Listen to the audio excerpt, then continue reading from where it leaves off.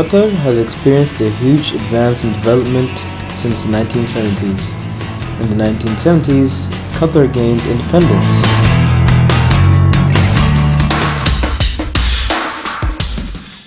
Qatar has developed dramatically since the discovery of natural gas, but the increased development also has a major downside to it, one of which is the fact that burning natural gas contributes hugely to global warming.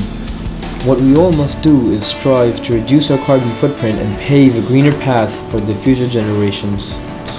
Well, I think the consequences are that, first of all, if global warming continues in the way it does, then certain islands are going to disappear, certain parts of countries are going to disappear. I mean, the Maldives will no longer exist, and parts of perhaps eastern England will disappear, and parts of Holland may disappear. Maybe you've seen that there are many flares in Ras Laffan. The flares that actually it's a main part of the process to produce LNG. As an example, the flare is actually mainly for a safety. There are many offset gases or residual gases that's unwanted. That it's if it's impossible or very difficult to, for example, cycle it in the process and to reuse it, so it has to go to the flare, because those gases actually very harmful for human, for the environment as well. Carbon emissions are going up because more people are using more carbon fuels. They're doing this for two principal reasons. One, to generate electricity, and two, to do other things like transportation, move goods and services, move their goods around, just general everyday use of carbon fuels. Also, carbon fuels are a prerequisite for example, plastics industry and the agricultural industry. Definitely, the 3R rules, which is reuse, reduce, and recycle. We are implementing the 3R, and the recycling comes as the step before disposal. Usually, we do encourage the contractors, companies, to first to reduce the waste and then to reuse it if possible.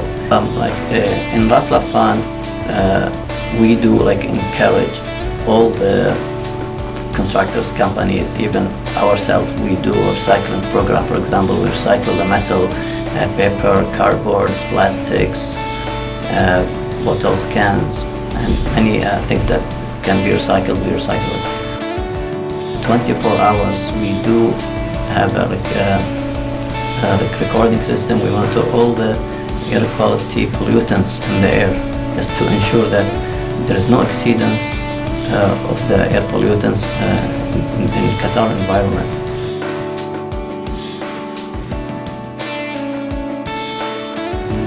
It's actually there are 5 main points. First points, if I remember correctly, is the modernizations and the preserving of the traditions. And there is also the needs of this current generation and future generation. For this point, it goes hand in hand with the environment and sustainable development as well. One of the projects that can go hand with this one, as we have, is the turtle protection, for example. People doesn't know that the turtles actually are endangered species. Other things, environmental protection, at least will ensure that the future generation, that they will not find difficult place to live in, that if it's polluted environment is still, and we have to mitigate to make sure that the future generation, they will also get what we get as in the current.